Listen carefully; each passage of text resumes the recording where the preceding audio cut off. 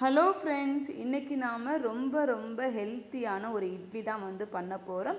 அதுவும் பாசிப்பயிரை வச்சு தாங்க நம்ம பண்ண போகிறோம். இந்த இட்லி ரொம்ப உடம்புக்கு நல்லதுங்க. வீட்டில் சின்னவங்கலேருந்து பெரியவங்க வரைக்கும் சுகர் பேஷண்ட்டுக்கு அவங்களுக்கு ரொம்ப நல்லதுங்க. இந்த இட்லியில் நம்ம நார்மல் பச்சரிசியோ இல்லை அரிசி வேறு எந்த அரிசியுமே நம்ம சேர்க்க போகிறதில்ல.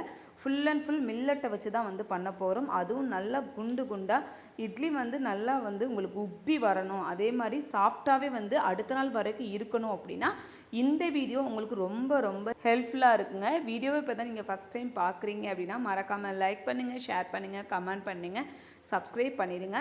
இப்போ நாம் இதை எப்படி செய்யலாம் அப்படிங்கிறத பார்த்துடலாம் வாங்க. இதுக்கு நாம் வரகரிசி, இந்த மில்லட்லேயே இந்த வரகரிசி தாங்க நம்மளுக்கு வந்து ரொம்ப நல்லதுங்க. இதில் வந்து கார்போஹைட்ரேட், புரதச்சத்து, நார்ச்சத்து நிறைஞ்சதுங்க. இதில் வந்து நம்ம அந்த கப்பை தான் வந்து இன்றைக்கி வந்து அளவு வச்சுருக்கோம். இதில் வந்து 1 கப்பு வரகரிசி, 1 கப்பு வந்து பச்சை பயிறு, 1 கப்பு வந்து இது வந்து மாப்பிள்ளை சம்பாங்க. இதே வந்து நீங்கள் வந்து சேர்த்துக்கலாம். இது மூணையும் ஒன்றா கலந்து விட்டுட்டு தனியாக வந்து ஊற வச்சுருங்க. இதிலே பார்த்தீங்கன்னா இன்றைக்கி தோல் உளுந்து தான் வந்து எடுத்திருக்கேன்.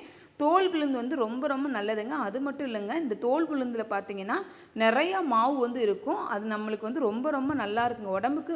பொதுவாகவே இந்த தோல் உளுந்து அப்படிங்கிறது உடம்புக்கு ரொம்ப நல்லதுங்க. அது கூட கொஞ்சமாக வந்து வெந்தயம் சேர்த்து முதல் நாள் நைட்டே வந்து ஊற வச்சுருங்க.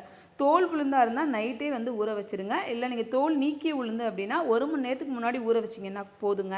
இப்போ நாம் இந்த தோல்களெல்லாம் வந்து கொஞ்சமாக வந்து எடுக்க போகிறோம். ஏன் எடுக்க போகிறோன்னா, அப்படியே நீங்கள் தோலோடு கூட போட்டு அரைக்கலாம். அரைச்சிங்கன்னா சீக்கிரம் புளிச்சிரும். அதனால தான் இன்றைக்கி வந்து நான் கொஞ்சம் போல் தோலை வந்து நீக்கிட்டேன், ஃபுல்லாக வந்து நீக்கலை. ஏன்னா இது வந்து ஒரு 2 நாளைக்கு நாம் வந்து வச்சுக்கலாம். பாருங்களேன் அரிசி எப்படி சூப்பராக வந்து இந்த பச்சை பயிறுமே நல்லா வந்து ஊறி இருக்குது அப்படின்னு பாருங்கள். எந்த ஒரு பொருளுமே முதல் நாள் ஒரு 8 மணி நேரம் ஊற வச்சிட்டோம் அப்படின்னா அதில் கிடைக்கக்கூடிய சத்துக்களே வந்து ஏராளங்க. இப்போ இதை நம்ம எப்படி இட்லி மாவு வந்து அரைக்கிறோமோ அந்த மாதிரி அரைச்சிட்டு ஒரு 6 மணி நேரம் வந்து மாவை வந்து புளிக்க வச்சிடலாம். நம்மளுக்கு வந்து அந்த பச்சை பயிரோட தோல் வந்து அப்படியே தாங்க இருக்கும். அது மட்டும் இல்லைங்க, இந்த இட்லி வந்து அப்படியே சாஃப்டாகவே இருக்கும். நீங்கள் அடுத்த நாள் வந்து நீங்கள் சாப்பிட்டீங்கன்னா கூட அப்படி ஒரு சூப்பராக வந்து இருக்குங்க. இப்போ நம்ம இட்லி வந்து செஞ்சிடலாம். மாவு வந்து பொங்கிருச்சு. இப்போ இட்லி செய்கிறதுக்கு முன்னாடி நம்ம வந்து தண்ணி வந்து நல்லா வந்து கொதிக்க வச்சிடணும். கொதிக்க வச்சுட்டு தான் மேலே வந்து இட்லி ஊற்றி வைக்கணும்.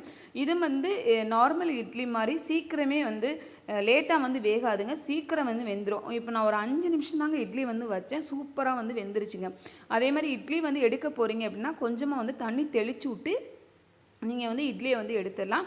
அதே போல் நீங்கள் வந்து இட்லியை வந்துட்டு கவுத்தும் போது நம்ம இந்த துணிகள்லேருந்து எடுக்கும்போது துணி மேலேயும் கொஞ்சமாக தண்ணி விட்டிங்க அப்படின்னா இந்த இட்லி வந்து நல்லா வந்து பிசுறாமல் அப்படியே வந்து நல்லா சூப்பராக குண்டாக வந்து வந்துடுங்க. இப்போ பாருங்களேன் இட்லி எப்படி வந்திருக்கு அப்படின்னு.